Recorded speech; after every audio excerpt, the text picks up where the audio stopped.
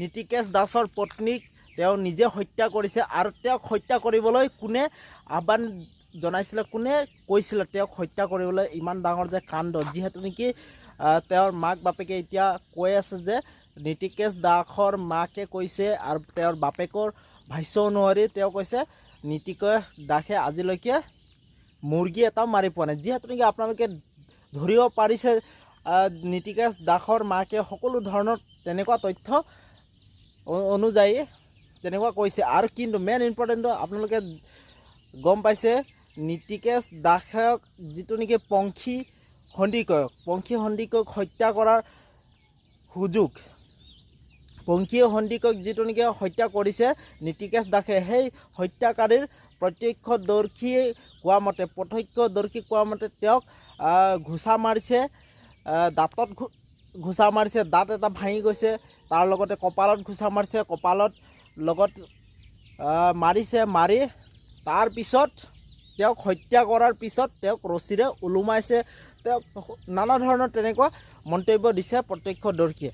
কিন্তু তেওঁ যিটো নেকি তাৰ মাক বাপেকে, নীতিকেশ দাসৰ মাক বাপেকে এতিয়ালৈকে কৈ আছে যে নীতিকেশ দাসে এতিয়ালৈকে হত্যা কৰা নাই। কিন্তু মেইন ইম্পৰ্টেণ্টটো পুলিচৰ তদন্তত ভালকৈ তেওঁক সোধ-পোছ কৰি সকলো কথা উলিয়াই তেওঁক দোষীক শাস্তি দিয়ে যেন এইটোৱে আমাৰ সকলো অসমবাসীৰ ৰাইজৰ আহ্বান আৰু মোৰো আহ্বান, যিটো নেকি মোৰ চেনেলৰ জৰিয়তে তেওঁক ফাঁচি দিয়ে যেন, যাতে অসমত এনেকুৱা কাম নহয়। আৰু আপোনালোকে গম পাইছে ফাঁচিটো মেইন ইম্পৰ্টেণ্ট আমাৰ অসমৰ সংবিধান হওক বা যিয়ে নহওক, কিন্তু অলপ দিনৰ পুলিচৰ যিটো নেকি প্ৰশাসনিকৰ দুৰ্বলতা, আপোনালোকে গম পাইছে প্ৰশাসনিকৰ যিটো নেকি দুৰ্বলতা দেখি আছোঁ আমি জোনমনিৰ ক্ষেত্ৰতে হওক, আগতে জোনমনিৰ ক্ষেত্ৰতে হওক বা যিটো নেকি এতিয়া পংখী সন্দিকৈৰ ক্ষেত্ৰতে হওক, তেনেকুৱা দুৰ্বলতা প্ৰশাসনৰ কেতিয়াও হ'ব নালাগে। মেইন ইম্পৰ্টেণ্ট সেইটো আপোনালোকে অলপ পইচা দিলে দোষীক শাস্তি নিদিয়ে, অলপ দিনৰ কাৰণে জেলত ৰাখে, জেললৈ ৰখাৰ পিছত দোষীক শাস্তি নিদিয়ে, জেলত ৰাখি তাৰপিছত 2 বছৰ 3 বছৰৰ পিছত এৰি দিয়ে। তেনেকুৱা বহুত হৈ আছে, আগতো বহুত হৈ আছিলে। এতিয়া ঋতুপৰ্ণৰ ক্ষেত্ৰত হওক বা তেজস্বীৰ ক্ষেত্ৰতে হওক, এতিয়া তেজস্বী আগতে আপোনালোকে দেখিছে যিটো নেকি ঋতুপৰ্ণ বুলি কয় এটা ল'ৰাই তেজস্বীক যেনেকুৱা মাৰি হত্যা কৰিলে, এতিয়ালৈকে তেওঁক ফাঁচি দিয়া নাই, এতিয়ালৈকে তেওঁক শাস্তি দিয়া নাই, যিহেতু নেকি তেজস্বী। এতিয়া ঠিক তেনেদৰে জোনমনিৰ ক্ষেত্ৰতেও হ'ল, SI জোনমনিৰ ক্ষেত্ৰত আৰু তাৰ লগতে এতিয়া পংখী সন্দিকৈৰ ক্ষেত্ৰতো তেনেকুৱা হৈছে।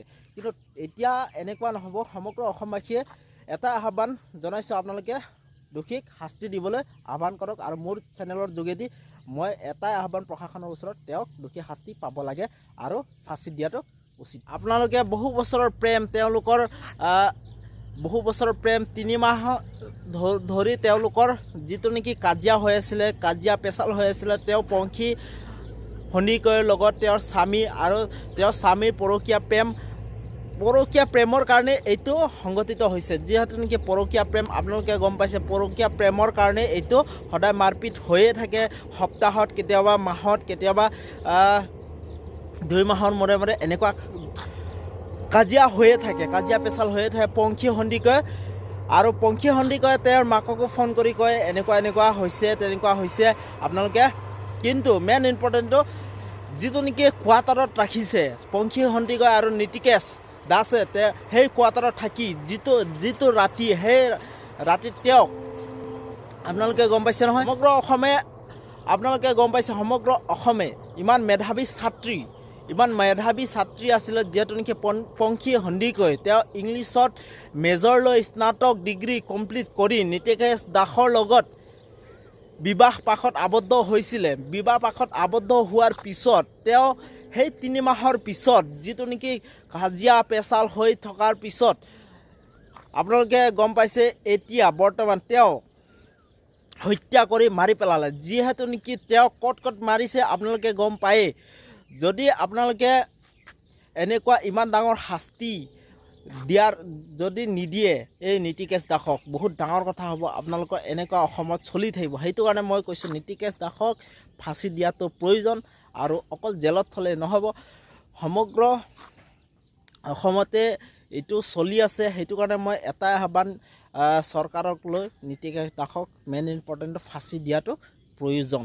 আপোনালোকে কি ভাবে কি নাভাবে এইটো কথা আমি নাজানো, সমগ্ৰ অসমে দাবী কৰিছে আৰু মোৰ ফালৰো দাবী চৰকাৰলৈ নীতিকেশ দাসক ফাঁচি দিয়াটো প্ৰয়োজন। কিয় এনেকুৱা আমাৰ অসমত এটা নহয় দুটা নহয়, এইটো হৈয়ে আছে গম পাইছেনে? আপোনালোকে ডাইৰেক্ট আপোনালোকে কওক বা নকওক এইটো মই ক'বলৈ নাযাওঁ, কিন্তু এনেকুৱা আমাৰ অসমত বহুত হৈ আছে, অভাৰ হৈ গ'ল গম পাইছেনে?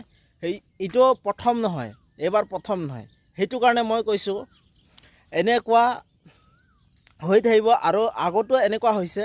আৰু আপোনালোকে গম পাইছে অলপ দিনৰ আগত ৱাৰলিয়াৰ যিটো নেকি ৱাৰলিয়াৰ বন্দনা কলিতা তেওঁকতো জেলৰ পৰা উলিয়াই দিলে, তেওঁতো হত্যা কৰিছে, তেওঁ নিজৰ গিৰিয়েকক হত্যা কৰাৰ পিছত আৰু তাৰ শাহুমাক হত্যা কৰাৰ পিছত তেওঁলোকক উলিয়াই দিলে, বন্দিতাক উলিয়াই দিলে।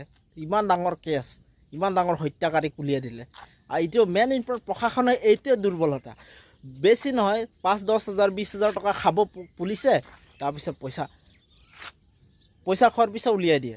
মেইন ইমান ডাঙৰ হত্যাকাৰীক উলিয়াই দিয়ে, মুকলি আকাশৰ তলত ঘূৰি ফুৰে হত্যাকাৰী।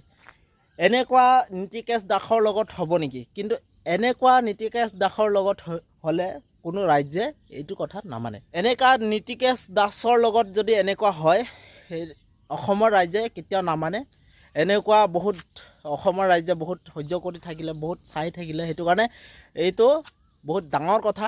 নীতিকেশ দাসক ফাঁচি দিয়াটো প্ৰয়োজন, এইটোৱে মোৰ আহ্বান। তো মোৰ ভিতৰতো ইমান দীঘল নকৰোঁ, আপোনালোকে কওক অসমৰ ৰাইজে নীতিকেশ দাসক ফাঁচি দিব লাগে, আৰু মোৰ ফালৰ পৰা মই চিধা কৰি কৈছোঁ নীতিকেশ দাসক ফাঁচি বাছ। তো ঠিক আছে বাই বাই। তো মোৰ ভিতৰতো আপোনালোকে যদি মোৰ চাই ভাল পালে প্লিজ লাইক কৰিব, ছাবস্ক্ৰাইব আৰু কমেণ্ট কৰি জনাব। তো বাই।